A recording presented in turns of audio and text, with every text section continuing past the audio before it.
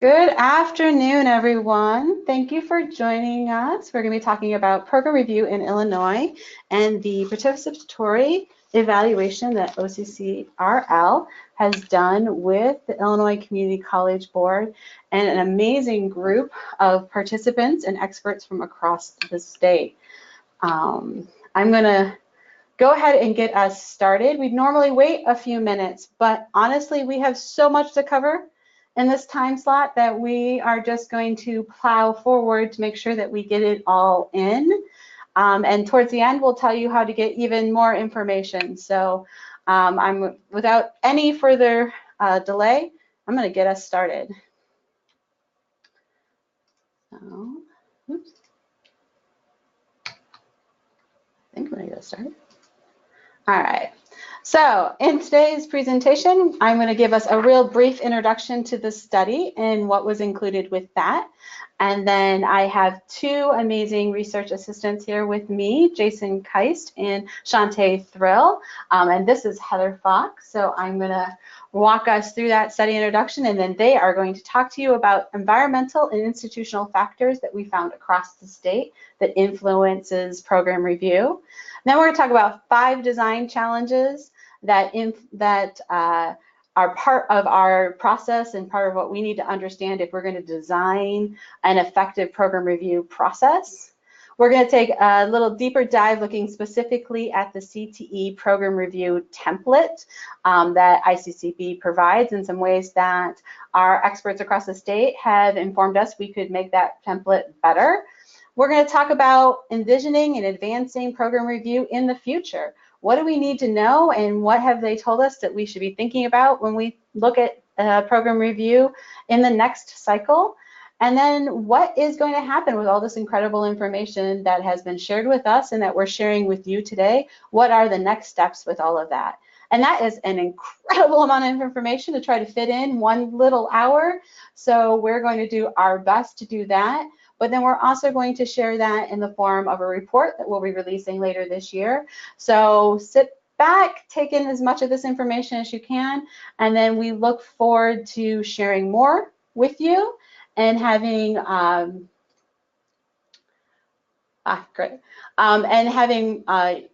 chance to answer your questions hopefully towards the end. And of course, we're always open for questions via email or in other means as well. So first off, what is this all about? So the state, the Illinois Community College Board asked us to conduct a participatory evaluation, so an evaluation where we would work with the people who were doing the program review in the state and with the Community College Board to better understand program review across the state and how it could be improved. It was really very practical. What could we be doing better? How could we put better support structures into place so it could be more efficient, more effective? How could we build a better evaluation process? Along those lines, we had a handful of goals for this evaluation. Part of being more efficient and effective is doing things like understanding what challenges institutions are having in implementing and doing program review, figuring out what redundancies are there, what things are not being done or omitted, how and what recommendations people have for refining the process, for making the process more efficient. We wanted to really understand how different the process is, both inside institutions, because we know it's different from program to program and across different program types, and then across all the various institutions and our very diverse state. Then we needed to understand, now we know it's really different, and we know that there's all these different ways we might improve it, but how could we actually support it? So we wanted to identify professional development, technical support, and other materials that could be useful for making program review more successful.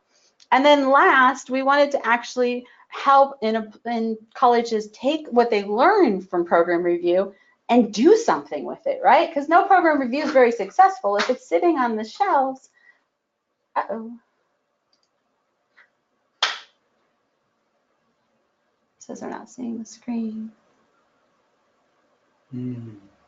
Let me hold on here. I get somebody come up and say they're not seeing the screen. So I just wanted to make sure that people can see the screen.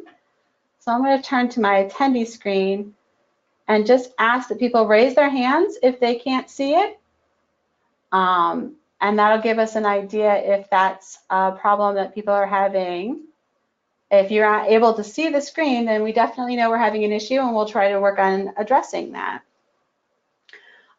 So what we were looking to be able to do with this idea is basically to make it so that it's practical for you to use, right? So we talk a lot about evidence-based application, right? We want to use our data.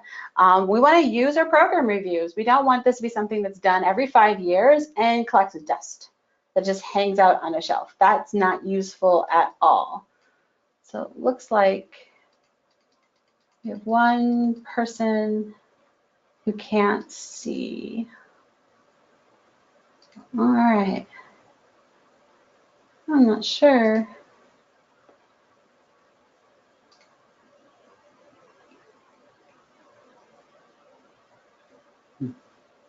So Kathy, I'm not sure. I'm really sorry that you're not seeing the screen right now. You should be able to see the screen. That is definitely an issue. I don't know if logging off and logging back on might resolve that. I know sometimes with GoToWebinar, something as simple as that can resolve these kind of issues. But it doesn't seem to be a widespread issue.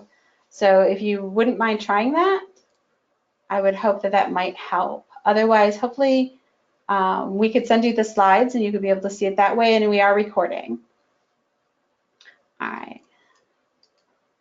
So we did a lot of background research because we're not the experts in program review. We wanted to really understand what the theory was on using this kind of evidence and what kind of situations have to be in place for it to be effective. And so what we learned by reading the literature that's out there is that there is kind of two things that have to come into play. One is we have to look at what environmental and institutional factors. So what's the context? And there are all of these factors that play into how evidence is used at an institution. How do the leaders see it? How are people engaged? What investments are made? What technology is in place? What kind of guidance or support do they get from the state? How interested are they in equity, and how does that play in their everyday decisions? And what is the data literacy and capacity at their institution? So these are the kind of environmental and institutional factors that play into the how do we use data at our institution and how engaged are we? And then there's also the cycle of how we actually use our evidence, right? So how does our institution go about producing evidence, making sense of the evidence that we produce, and using that evidence? And a lot of institutions actually favor one part of this, but don't really balance all of them. So we more often than not, favor producing evidence, right? We produce a really large amount of evidence, but we may favor either making sense of it or using it, or maybe neither. And so learning how to balance our evidence cycle and seeing the whole cycle through is really pretty critical to having an evidence use cycle that's equity minded, that's driven towards actual change. And when we see our factors playing a supportive role in an evidence use cycle, and an evidence use cycle that is balanced and that is seen all the way through, then we can expect certain outcomes. And that includes rigorous high quality pathways, improved, more equitable student outcomes, and improved program management, which, let's face it, these are outcomes we all want for program review. So this is the model we adopted to sort of frame how we would approach our work. And this isn't to say that this is a model we applied to how you should approach your work, but it helped us understand what kind of questions we should be asking so that we didn't waste anybody's time.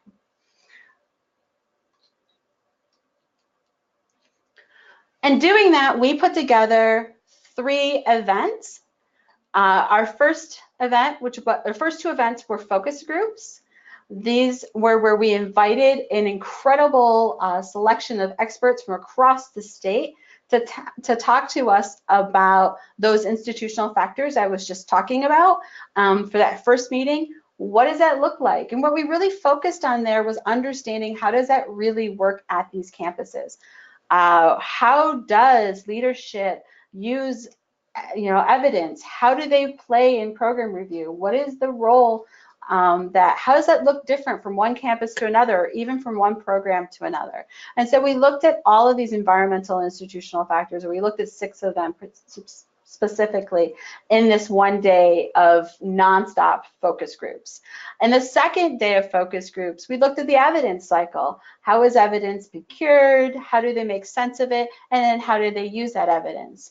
And we used that to really understand not just how is evidence moved around, but what are those really challenging moments in there? What kind of issues are institutions facing, and what supports or leverages or things are they leveraging in order to overcome those challenges, or even what are they doing that are promising practices that maybe other institutions will want to take advantage of and learn from. And so that was a great day for us to learn how institutions may be able to capitalize on working together.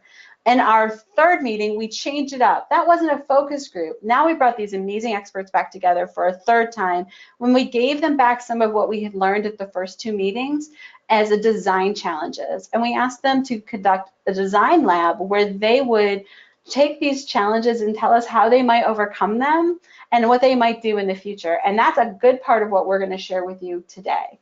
But first, let me tell you just a little bit more about these amazing people who came together and shared all of their expertise with us. So for these 3 events, we had 49 participants across the state.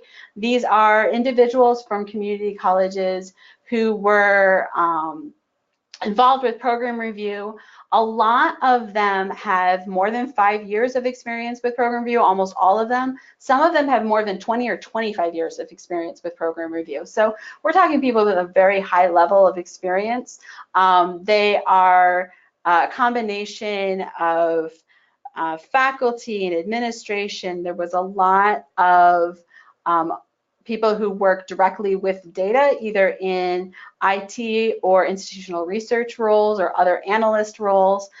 These were people who do program review on a regular basis, often as part of an assessment role at their institution, who were very eager to see this process improved. So this is a central thing for them, and they had a ton of experience to share, and I'm so incredibly grateful for the time they came. There were 29 of them who came to all 3 events, and they represented in total 21 colleges. So it's a pretty good representation across the state, and we did take an effort to make sure that once we knew who our original group was going to be, that we reached out to some colleges across the state to try to ensure that we got good representation across the state. We did have a good majority of women in this group. We do know that there are a lot of women in these roles in the state, and that played through in our participation here. And I have to say they were very, very generous with their time and very, very generous with their ideas and their expertise. So many, many, many thanks to them. So I'm going to hand this over to Jason and Shantae, who are going to talk about the kind of institutional factors and what we learned about those across the state. So starting with leadership. Okay. Good afternoon, everyone. My name is Jason Keist. I'm a second-year PhD student and research assistant at OCCRL. So the first factor we're going to discuss is leadership. And we can see that leaders cultivate a culture of evidence that is championed throughout the college through informal and formal leadership. So the first question we ask is, who leads program review at your institution and who facilitates? So the answers we received indicated that many people obviously are involved, diverse array of stakeholders and individuals, forming committees, and just individuals themselves leading and facilitating. These are some of the example positions of individuals who are involved. The very last one you'll see there, we drew out this program improvement committee, or PIC, and they like to refer to it as the Critical Friends Review. And to my understanding, this took place at the end of the program review process, where stakeholders came together to discuss questions any kind of difficulties, strengths, successes, etc. Implications of seniority and institutional knowledge was brought out because one particular respondent talked about how, you know, when you're at an institution for a certain number of years, people tend to look at you as an informal leader. Whether or not it's written in your job description or not, like it or love it, you come to be that come-to person, that go-to person. So that's important. Facilitation versus leadership, that distinction was problematic for many reasons. In a way, what was kind of brought out was it depended on the scope of the program review, whether or not it was individual programs being reviewed or the institution writ large. And that kind of shaped who played that facilitation or formal leadership role. The next question we asked are, what are the qualities and components of effective leadership? Okay, some of the responses from participants included a leader who has a vision, who has an end game, but also a plan to actually get there. Communication, of course, increases transparency and accuracy of information. Accountability of supervisors and supervisees. One key piece was approaching leadership as service, not only to students, but the campus and the community in which the college is embedded. Okay, so a service orientation. Leadership is everyone's job. More than a few participants brought this point up. Leaders create buy-in and ownership across the campus. Okay, so every stakeholder who is involved in the whole program review process. Setting clear expectations was another attribute of effective leadership regarding people's roles, timelines, and outputs. One quote that really stood out from one participant was, effective leader shows appreciation and respect for colleagues while helping them to get to where they need to be. So that pretty much alludes to or says specifically the role of mentorship and empathy involved in effective leadership.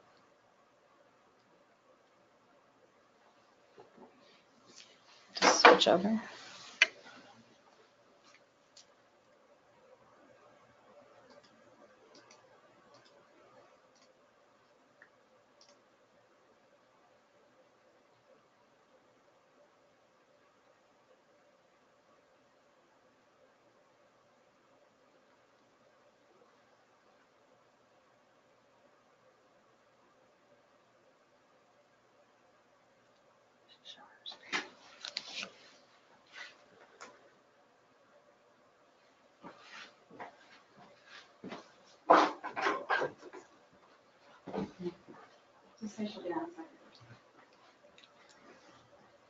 All right, everyone, thanks for hanging with us here. We're trying to switch over to our colleague, Shantae, and she's going to take it from here, starting with equity-guided factors.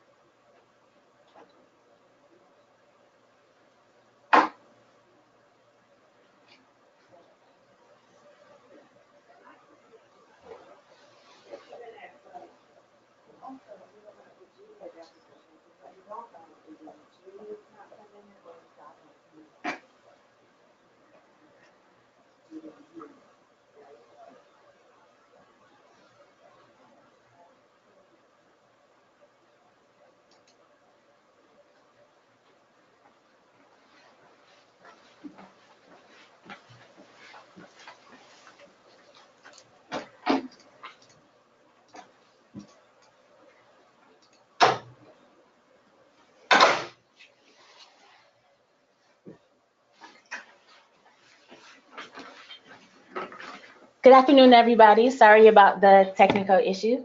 This is Shantae Thoreau. I'm a doctoral candidate for EPO as well as a research assistant for OCCRL. So one of the environmental and institutional factors we looked at was equity guided. And we defined that as a commitment is shared throughout the college to systemic and localized changes to improve equity for underserved students.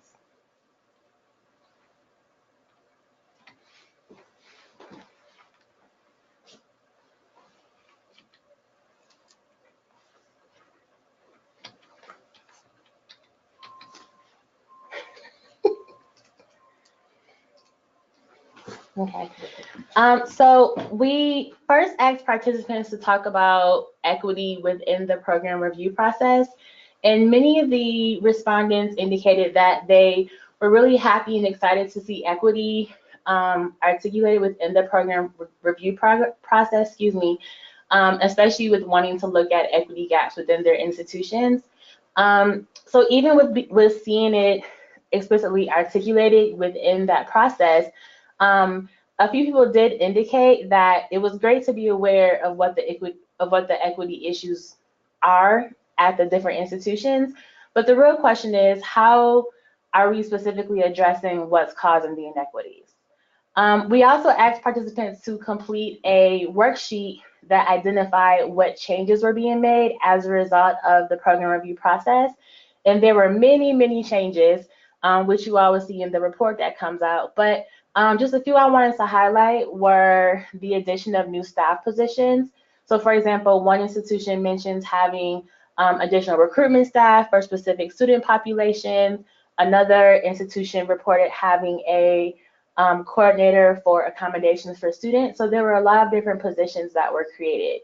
Additionally, we saw an increase in student supports, and some new supports included mentoring programs. We had, one institution had mentioned adding a service component to one of their programs. So there were a lot of different ways that the institutions were able to focus on their students and supporting them. And then there was also a lot of conversation about curriculum review and development, specifically looking at courses and programming that were no longer in use and terminating those programs, as well as starting new programs, combining programs, and just kind of clarifying some pathways for certain programs as well. We also asked participants what type of disaggregated data that they were collecting. And so everyone kind of, I guess, had similar answers. So for the most part, everyone looked at enrollment, completion, and course outcomes for students. But in looking at the levels of that, participants identified race and ethnicity, gender, sex, age, enrollment status, so full-time versus part-time, first-gen status, parent education level. We also had like course outcomes in terms of the percent of students who passed versus those who didn't, seat number. So there are a lot of different ways that the participants identified disaggregating their data. And lastly, we talked about lessons learned from the program review process. And so what participants talked about were that there are structural issues in accessing and using data. There are also different definitions for success, retention, as well as completion. And it was different from like what ICCB was defining them as and what the institutions were defining them as, and also within institutions there were different definitions, especially for success. And lastly, there was a need to improve data collection, communication, and reporting.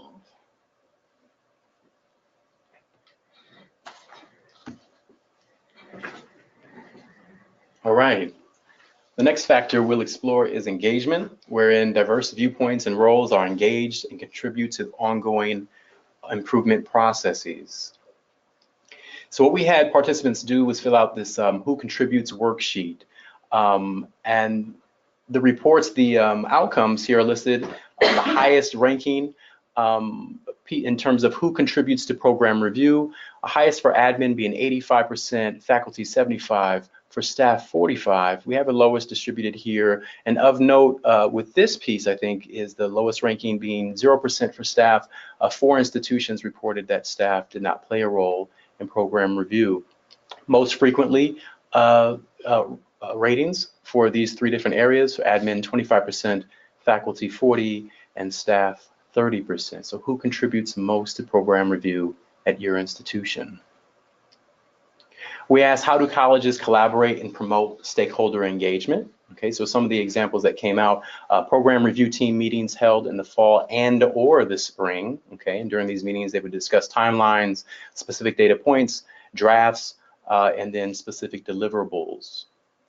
Team sites were used across the board by participants. One particular participant said that their college archived past ICCB reviews that people could review. Okay. Another way to promote engagement was allowing for release time and or overload provided to key contributors in the program review process. One piece that came out was ensuring that all who are reviewing their programs have the wheres and whys. So more specifically, where do we find the data we need? Okay, where's the data going? Okay, specifically, why are we collecting certain data points and not other data points? Just getting a clearer picture of what's going on. The theme of understanding, non-judgment, and transparency. One particular participant said something that stood out, of being able to write the warts, right? So her idea was that, you know, she serves as a mentor function. People are coming to her to understand how to write these assessments and these reports.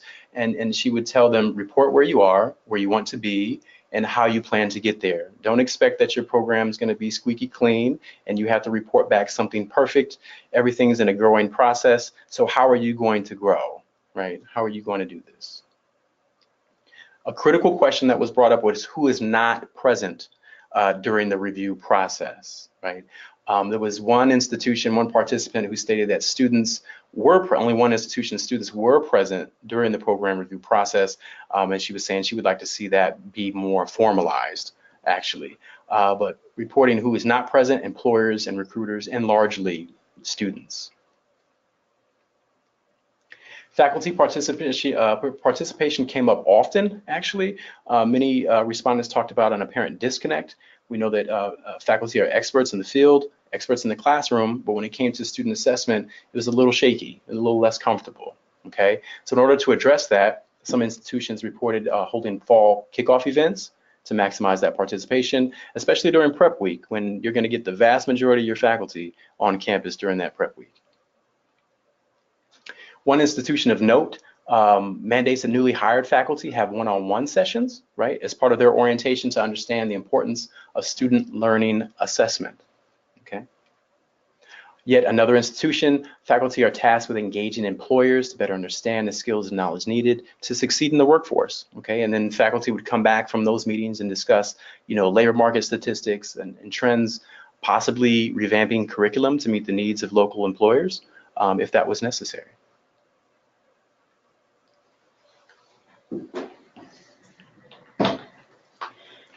So the next factor that we looked at was statewide guidance and governance. And so we defined that as the state provides clear supportive standards and policies that support both accountability and data-driven change. So we focused on 3 different sections. So the first one is the ICCB Program Review Manual, where we asked participants to talk about their experience using it. 81% of participants found that the manual was easy to use and that it was relevant to each aspect of the program review process. But 76% said that some aspects of the manual were unclear. So for example, one participant shared, there are some questions, I don't know how to answer that, that question doesn't make sense. So there were a couple of different comments related to the structuring of the questions, but then also trying to understand what the question was actually getting at. So maybe there is a question where the response was yes or no, but it really didn't tell the institution anything. Another issue was the heavy use of jargon. So one participant specifically talked about how he had been a part of program review for a very long time. So in looking at the program review manual, he was familiar with the jargon, but that's someone who might be new. So think maybe an incoming person or someone who's only been on the committee for maybe a year or a couple of months, they might not be familiar with the jargon, and so that might present an issue with them understanding it. But then 71% said that the templates were actually helpful and provided some structure in the program review process. We also asked about ICCB support for the program review process. So 32% said that they received adequate information on available supports. And so one person specifically said, it is not an open door, it is one person who has a key to the resources, and we go to that person and they facilitate all that. Additionally, only 43% of respondents indicated that the supports provided were helpful, and 34% found that the options of support available were adequate. And so what this shows us from the findings is that one, everyone did not have access to or knowledge of the support available, and then that there are really gatekeepers within the program review process that failed to filter down support or just even the knowledge about the options of support to the other members of the program review committee. And lastly, we discussed direct support from ICCB staff. So 49% said that they were able to easily access ICCB staff. So one person said, the best resource from my experience has been actually calling ICCB and getting answers from them directly. 51% said that ICCB staff were timely in responding to inquiries. So these might have been phone call inquiries or email. Additionally, 59% said that ICCB staff were knowledgeable of the program review process. However, answers to direct support questions were either some variation of agree or not applicable, which kind of goes back to that previous slide of the support not being filtered down or members of the committee not knowing what support is available to them.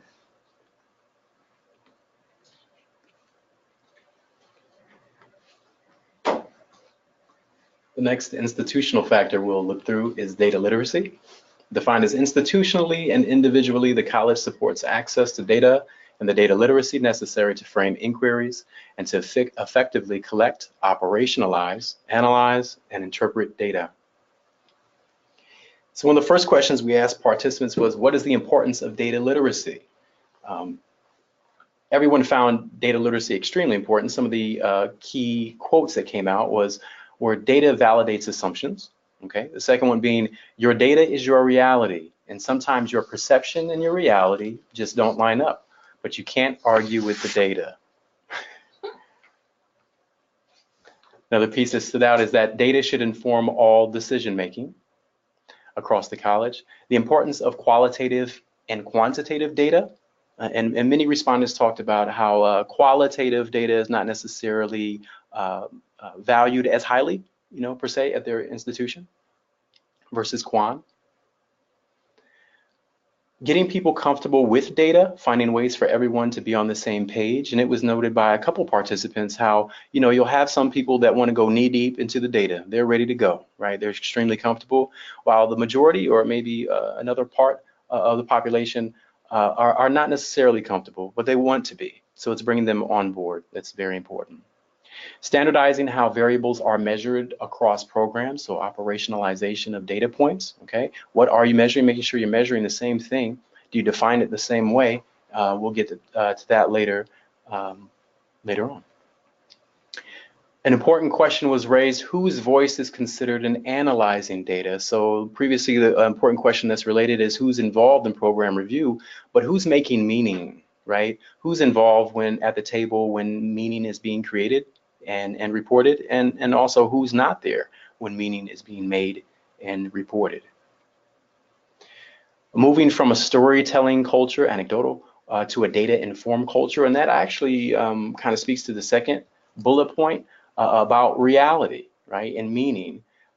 We often, a lot of times, make decisions based on, anecdotal evidence, but this participant, and many actually, to kind of bring this out, talk to the importance of data-informed culture to drive decision-making. Participants then completed a self-reported skill proficiency measure. The 4 areas are down there on the farthest left-hand column, being accessing existing data, collecting data, analyzing data, and interpreting findings. So they ranked themselves as 5 as the highest rating, 1 being the lowest. We see the first 2 averages being categorized as intermediate. The last 2 areas, averages being categorized as advanced, and as Heather pointed out, upon consideration, it's not really a surprise given the expertise sitting in the rooms, right?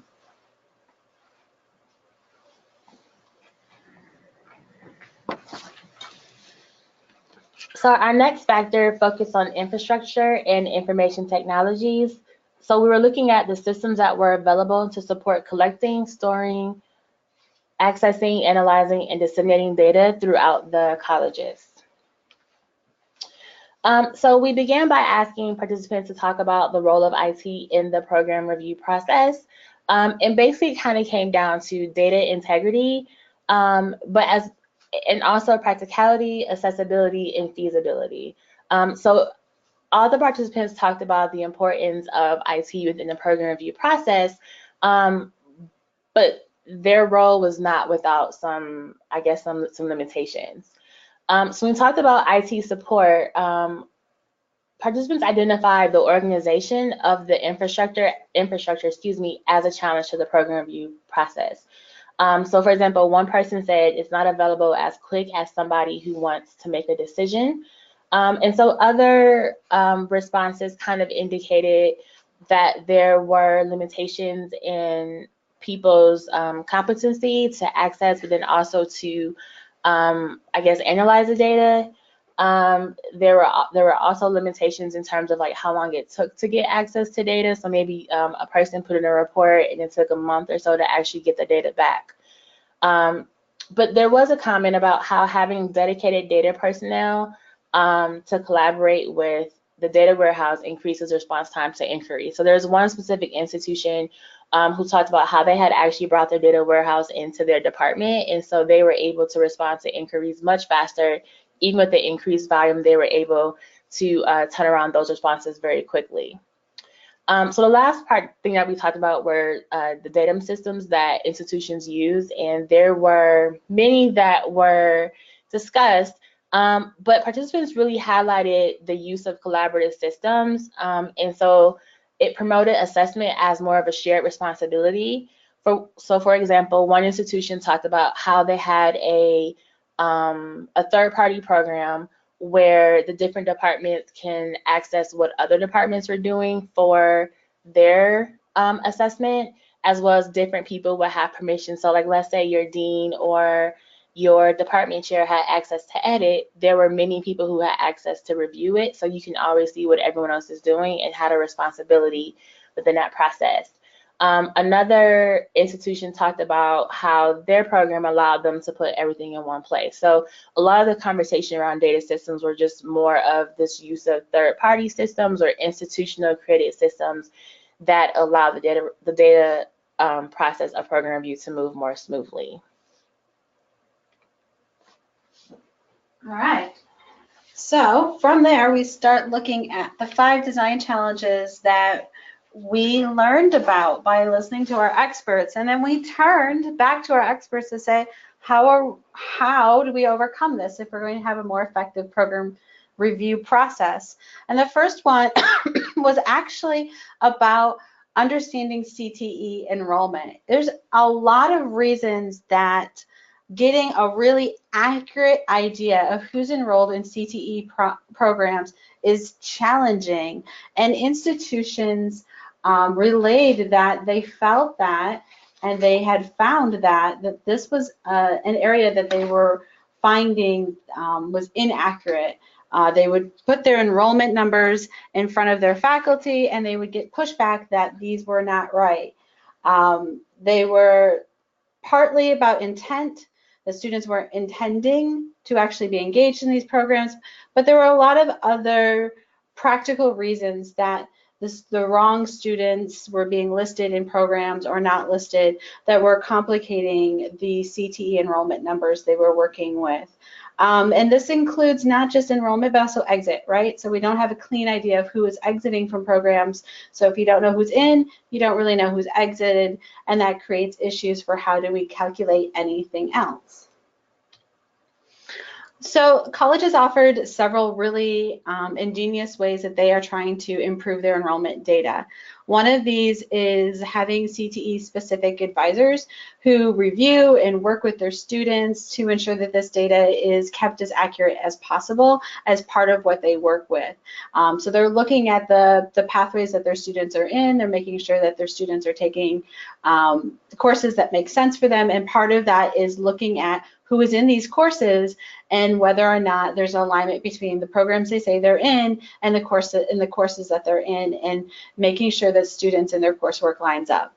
Asking students or making a requirement for students to meet with advisors at certain milestones, whether that's a certain point in the semesters or certain semesters in their programs, or certain points at certain credit points along the way, to ensure that there's at least some checkpoints where somebody is asking and checking that their program of study as it's listed in their database or in their data system accurately reflects what the student is intending to do and wants out of this.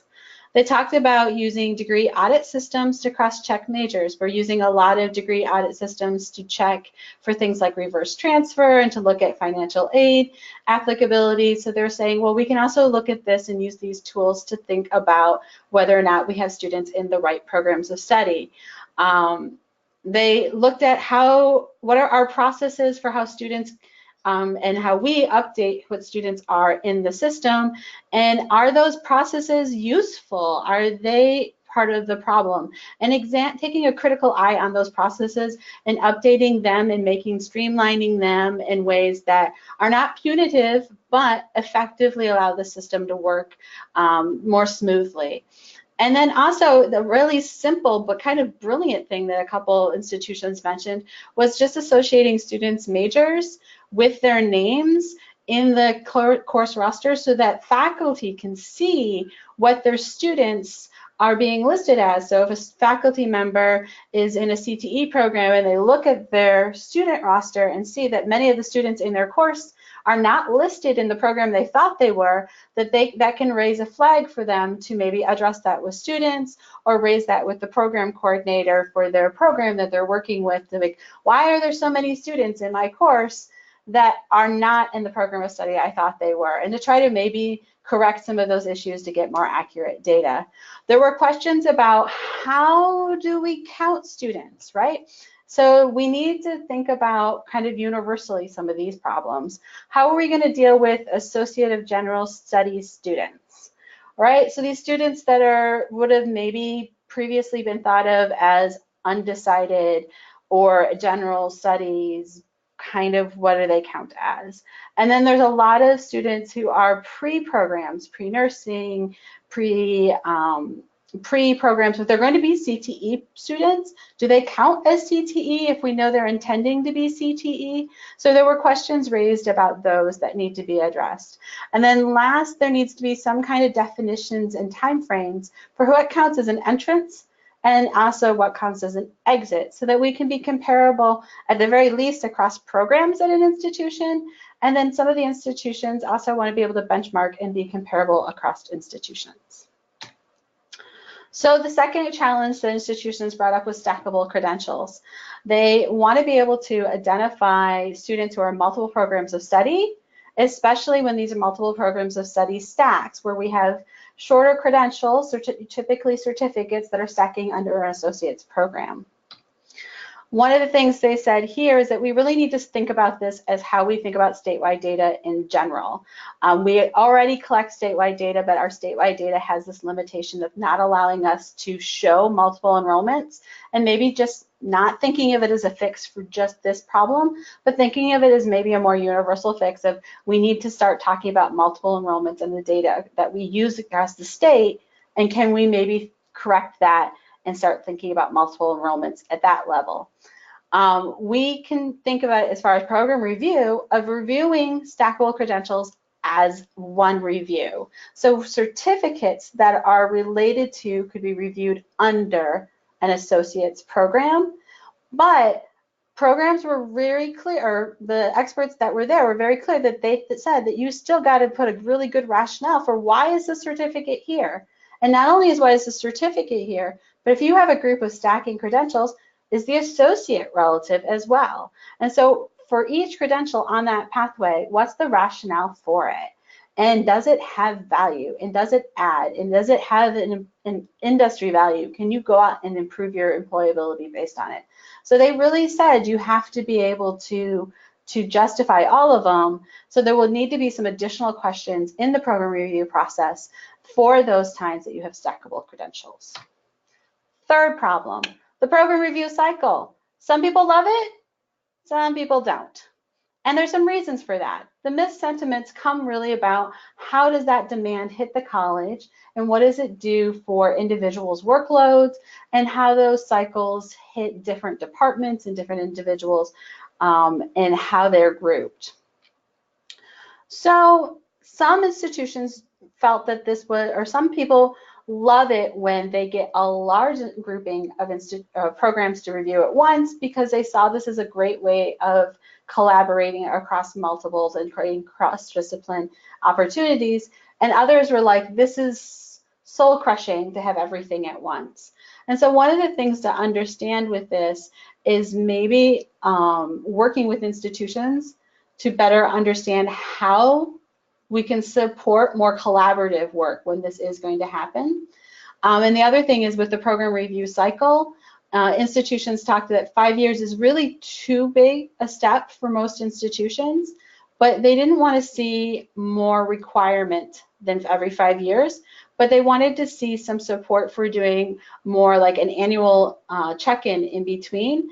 Now that check-in wouldn't be something that would be sent necessarily to the state, but that the state would encourage or support. So there are some ways for which the cycle could be supportive, so that something like an annual check-in would make that 5-year point where you have all of those programs to review maybe not so challenging to do, because you would have done a little bit of that work all along the way, and maybe help make it equalize out the workload a little bit.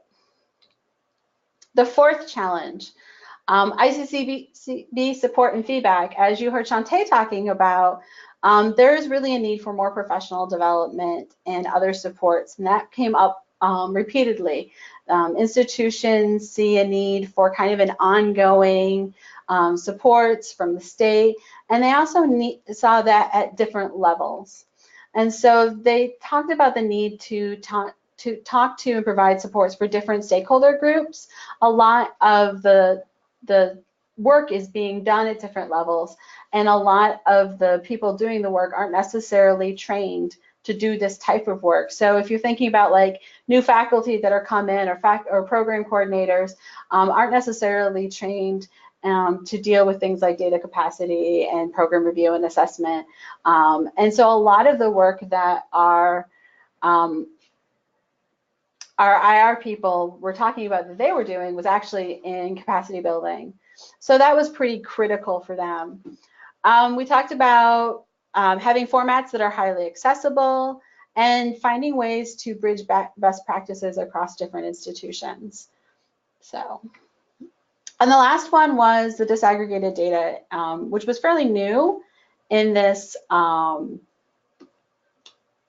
review cycle. And so with that, a lot of institutions really felt that they were unprepared for dealing with these questions, and they found it really challenging.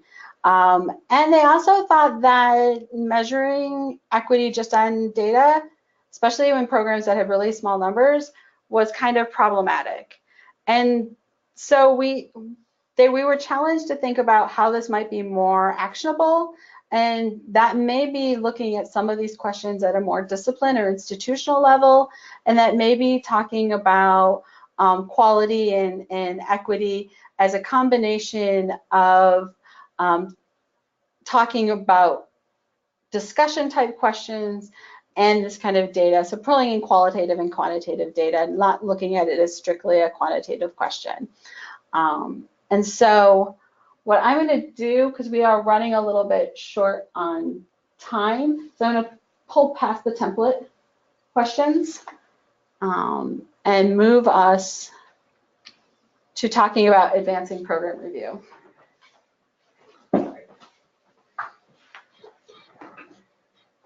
Okay, excellent. So in terms of advancing program review, what did we pull out? What did participants discuss and say would be good for going forward? Okay, this idea that concise is nice, that was stated by a particular working group. Creating a toolkit with clear language is essential. So creating this data dictionary for standardization of operationalizing data points and variables, okay? Creating a glossary of terms so everybody knows what they're measuring, but how do we define those definitions of terms are the same across institutions, across programs as well. Toolkit would need to be descriptive and illustrative with these examples or rubrics, okay? And that would add for clarity and consistency in reporting. Okay, so building data quality, and that's what Heather was speaking to, and honestly, that's what these 3 points in relation to the toolkit are addressing, is building higher data quality, so colleges can compare between themselves across the state. Okay, this ties into the next piece of communication, early and often and clearly. Okay, and one participant we have here, this quote, "We need a base to start with so we can all have a shared understanding." So providing a firm foundation and everyone can jump off and build from that space. You, ICCB, help us to have the important conversations. Again, this was addressed before. These aren't required or recommended necessarily, and some participants said it's hard to advocate for these conversations, but felt that they're essential, that colleges learn from one another, build those best practices across the state. Obviously, these conversations are important. Wants ICCB to keep supporting them and encouraging them. Okay, and many participants felt that the improvements to the templates, the recent templates, fostered new conversations at the colleges, and that these were beneficial. Okay. This was also spoken to before about leveraging the schedule and the process. We have participants stating an ongoing continuous model, not just every 5 years. In terms of one aspect we really liked, the schedule with the opportunity that we could perhaps leverage and benefit having all programs reviewed in the state at the same time. Okay, so implementing a more continuous process, which was said before, recommending an annual update, not mandatory, but annual for all programs, and leveraging that 5-year point so everyone's on the same page of what's going on across disciplines, who's doing what works, what's not working. Okay, and then finally aligning the process with HLC standards. And the last piece, the quote coming out, "We need input from our peers." It's recognized that there's a whole boatload of potential in each one of these focus group meetings that's untapped, okay? People need to want to communicate with one another, okay? Changes should be vetted. If ICCB is making these changes, vetted and piloted before being implemented. So we want to know what they look like. Participants want to know what they look like on the ground, okay? What works in the field, okay? Provide professional development with implementation, which is being reiterated here, and keep improvement moving forward. Okay, one participant quoted saying, "We need time to be on our side." That would be nice. We need to be more proactive instead of reactive. Okay.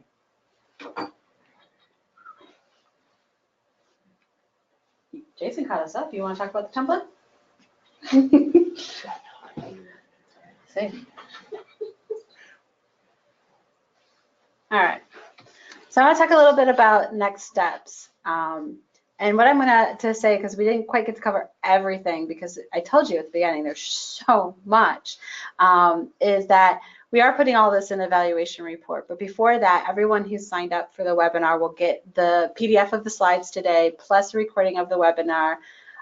We are working on the evaluation report right now. Our plan is to actually do a member check. So everyone who's on the webinar right now who is part of as a participant in here, here's your fair warning. We're going to be sending you out an early copy of that evaluation report with a begging, pleading ask that you take a first review at it and let us know any feedback you have.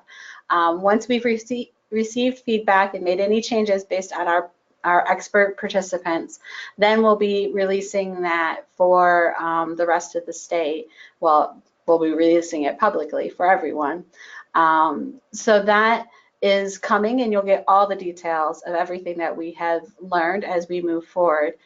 Because that'll be a full-on evaluation report, we're going to pull out of there a few shorter briefs that target in on a few of the promising practices and biggest challenges that we learned through this process, and we're hoping to be releasing those out in the spring. And we'll be inviting at least one, if not a couple, of our expert participants to come and do podcasts with us to talk about the program review process and sort of envisioning the future, so that we can get into some of the nuts and bolts about why program review and equity-based evidence use could really change how we think about our campuses and what we do for our students and what our students are capable and make possible for our campuses.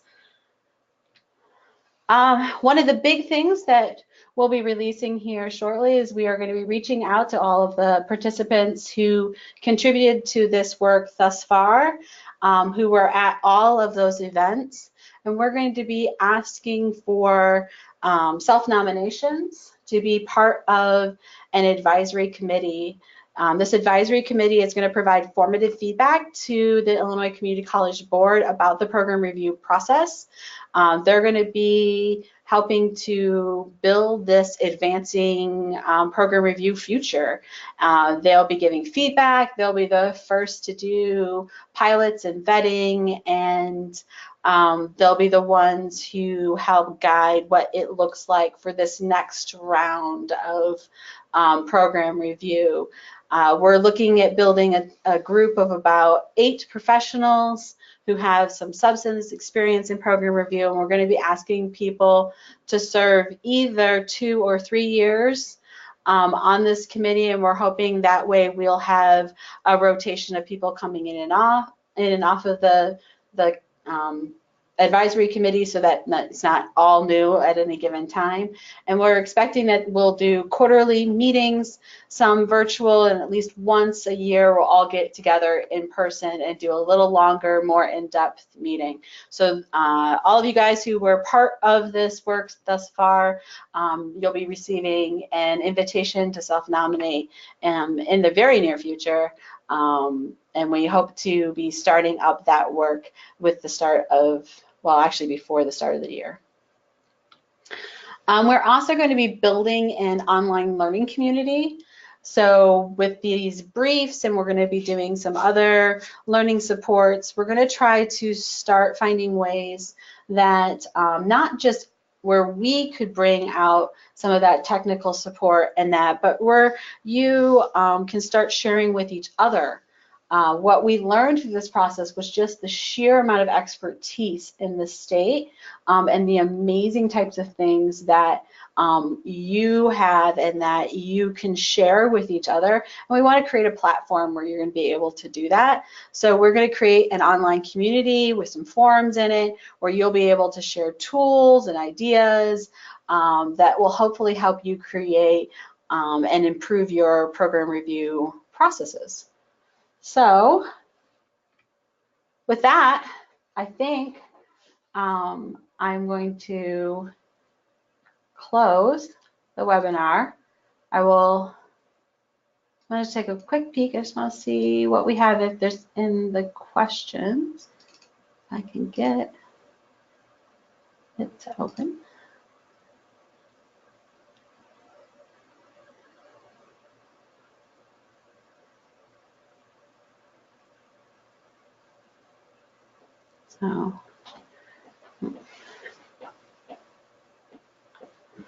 So we have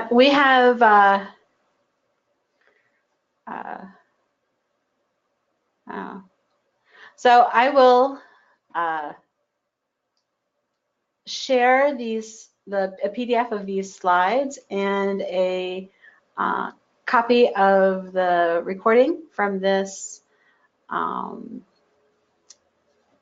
with everyone who was signed up, whether they were able to attend or not today. Please feel free to share that with anyone you think it might be helpful to. We will also post it on our website, and I will share more information with you as we get farther along with our evaluation report, which I hope to have to our participants right around the start of October. So look for that. And the advisory board invitation should be going out in the next couple of weeks. So look forward to more on this project, and thank you to everyone who's contributed thus far. Thank you. Thank you.